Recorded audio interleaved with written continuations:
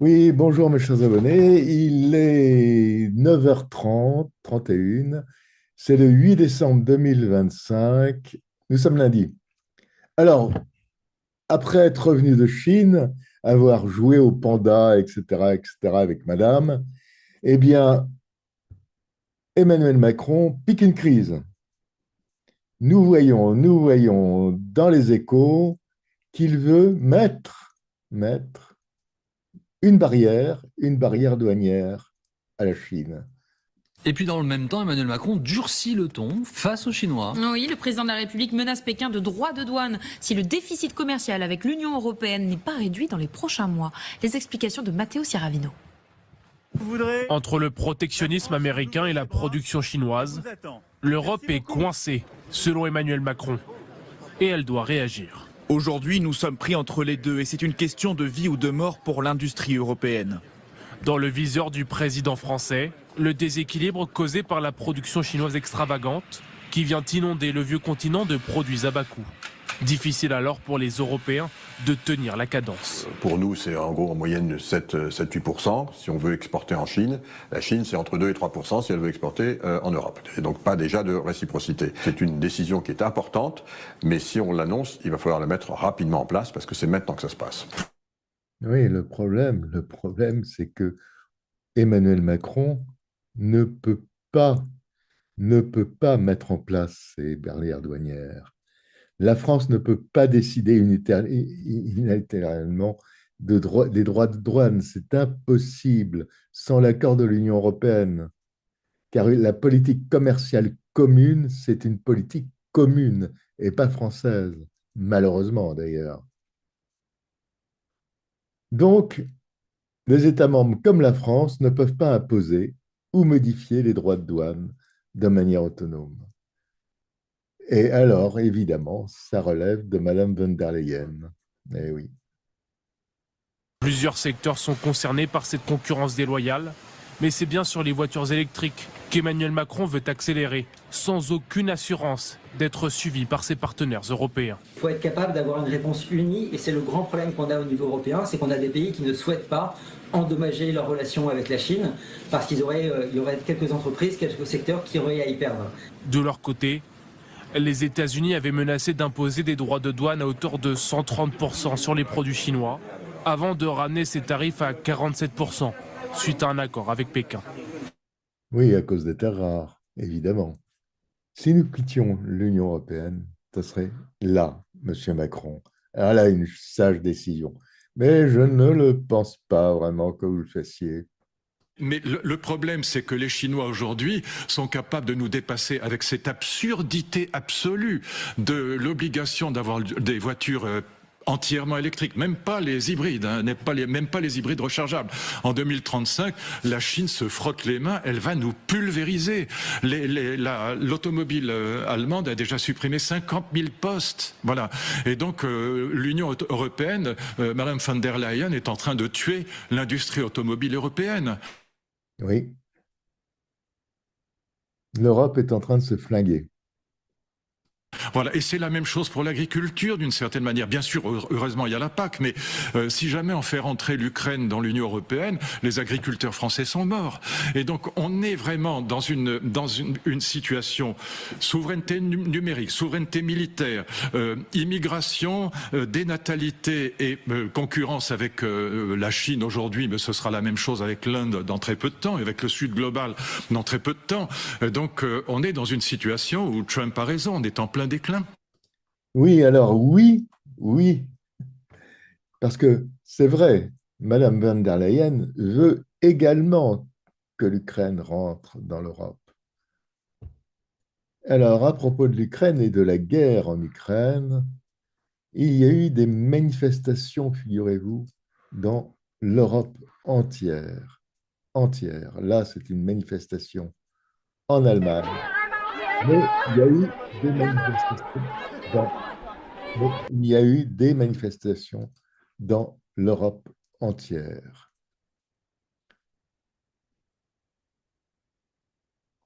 En Autriche, en Slovaquie, en Italie et donc là en Allemagne. où des étudiants et des jeunes ont organisé des manifestations à grande échelle dans 90 villes contre le retour du service militaire obligatoire et la guerre en Ukraine. Donc là, il y a une montée vraiment, vraiment de la jeunesse européenne contre la guerre. Nous sommes lundi. Ah, mais oui, c'est vrai, tous les lundis, maintenant, notre cher Macron a rendez-vous avec Vladimir Zelensky. Rappelez-vous, il y a 2 semaines, il y a une semaine, et lundi, là.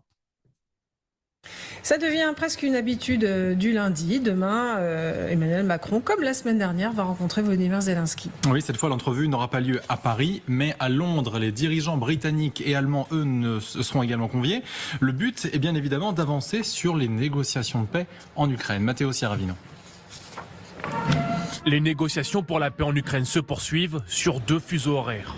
Le premier à Londres, où Volodymyr Zelensky et Emmanuel Macron se rencontreront pour la 3e fois en moins d'1 mois.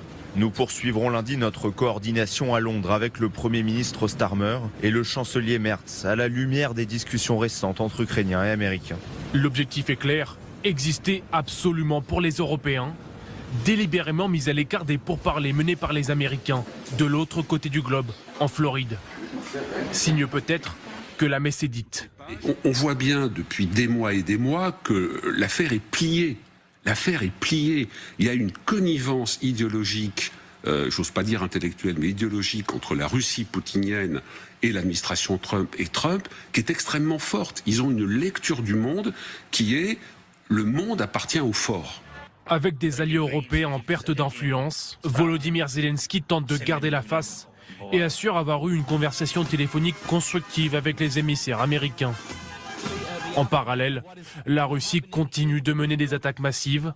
Dans la nuit de vendredi à samedi, près de 700 drones et 50 missiles ont été lancés en direction de l'Ukraine. Oui, alors moi je vous parie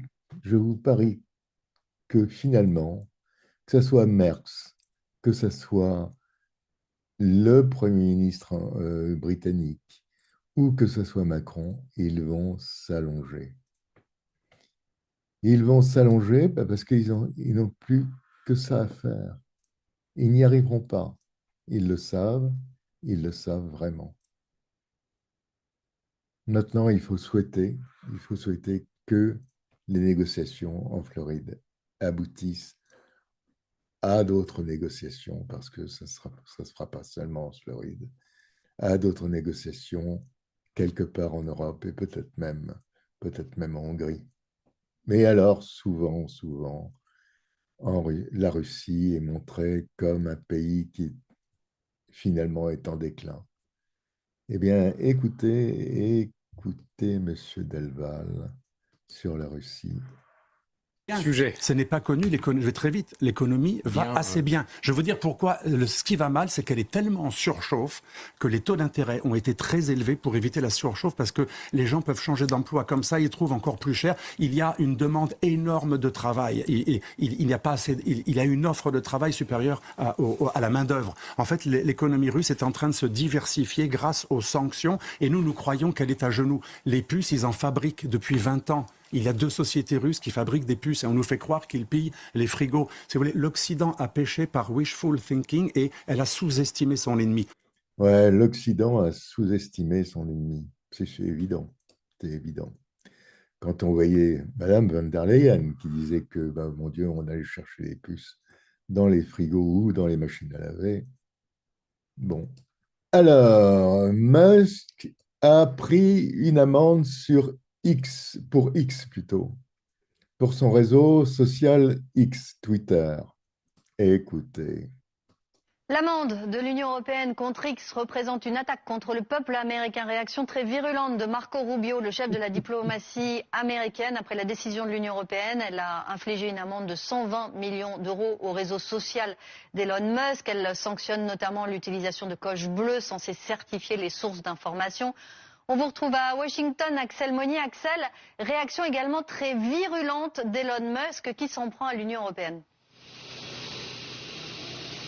Oui, sans surprise, il demande carrément l'abolition, le démantèlement de l'Union européenne pour pouvoir rendre sa souveraineté à chaque peuple, dit-il. Alors pour l'instant, pas de réaction de Donald Trump, mais son vice-président l'a devancé et estime que l'Union européenne ferait mieux de s'occuper de la liberté d'expression plutôt que de s'attaquer aux entreprises américaines. Vous voyez, l'ambiance ici est assez délétère sur le sujet. Il faut dire que ça fait longtemps que l'administration actuelle a dans le viseur ces amendes infligées par l'Union européenne aux entreprises de technologie américaines.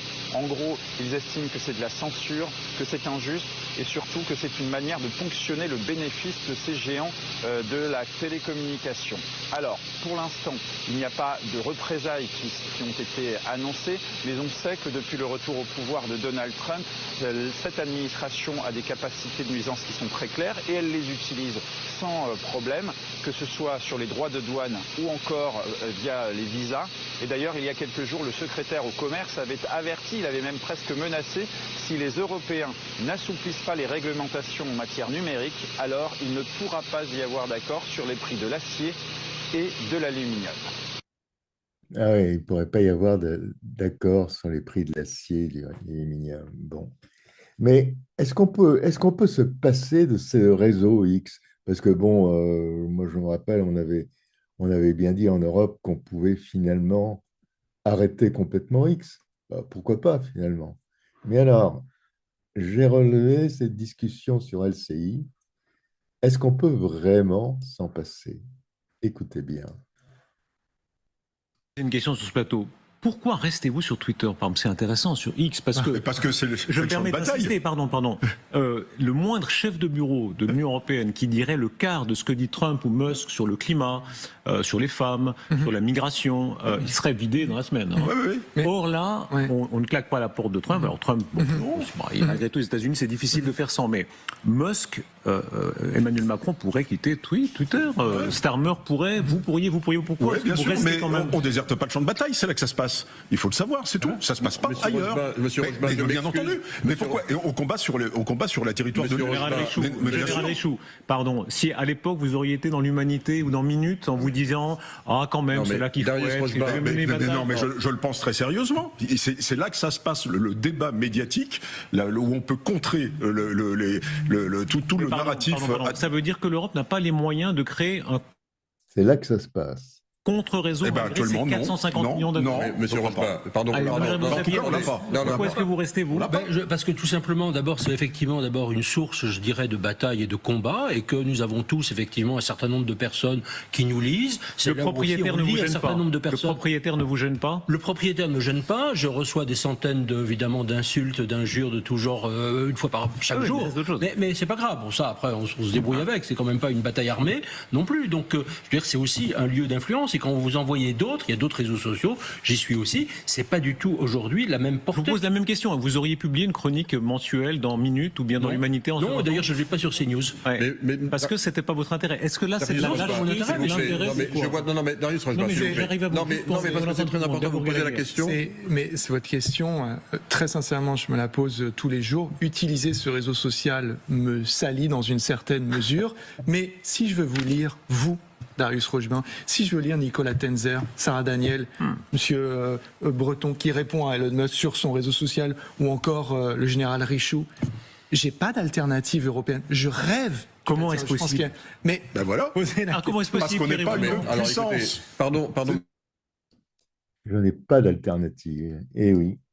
Donc, l'interdiction de X n'est pas possible, vraiment. Allez, revenons en France. Monsieur Jean-Louis Borloo nous dépeint la France d'aujourd'hui. Monsieur Borloo, est-ce que les Français sont prêts à faire des efforts aujourd'hui? Et les politiques. Et les politiques, vous avez raison. Vous prenez la dette comme si c'était le sujet en lui-même. La dette, c'est le résultat économique, c'est le résultat de la performance. Et le résultat de la performance, c'est et l'organisation et les ressources humaines. Je ne connais pas d'autres règles de vie. On est en train on a quelques jours symboliques, là. Pour la première fois de notre histoire, la balance commerciale agricole est déficitaire. Pour la première fois de notre histoire, on produit moins de logements qu'en 1950, avant l'appel de l'abbé Pierre. Pour la première fois, on a un procureur à cour d'appel qui dit SOS judiciaire. Pour la première fois, on a un nombre d'enfants, enfants soldats, près de 50 000, qui ont déjà utilisé des armes avant la puberté. On a pour la première fois un décrochage.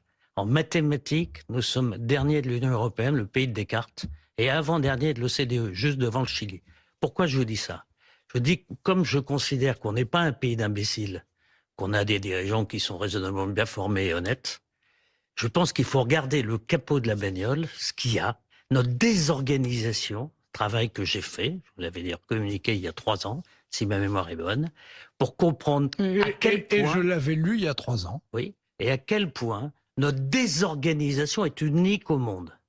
Et tant qu'on discutera de effort, pas effort, est-ce qu'on est prêt, pas prêt, est-ce qu'il faut mettre un peu plus d'essence alors que tu sais que le réservoir est de toute façon percé, alors, je vous propose qu'on y aille sous le capot. Oui, vous nous dites, avant de voir le problème de la dette, voyons ce qu'il y a sous le capot. Vous dites aujourd'hui, la France est un pays bloqué, notamment bloqué parce qu'on a superposé des couches administratives qui s'entremêlent. Pour prendre une décision, il faut 6 signatures en bas du paquet. Pardon, mais c'est aussi simple que ça. Oui. C'est vraiment que ça notre problème. Mais quand vous perdez une guerre, c'est que vous n'avez pas la bonne stratégie, pas le bon état-major, pas le bon matériel, pas le bon timing. Hein. Vous savez, c'est pas le fantassin qui perd la guerre ou il la gagne, mais c'est pas lui qui la perd. On a un furieux problème d'organisation qu'on peut très bien comprendre. Notre système est fou. Hein. Est fou. Il n'y a pas un État, une armée, un syndicat, une religion aussi désorganisé, désarticulé que la France. Vous avez à la fois plus de 500 milliards gérés par les partenaires sociaux. Je ne juge rien dans tout ça. Mais avec un système où l'État est au conseil, enfin, c'est un truc inimaginable.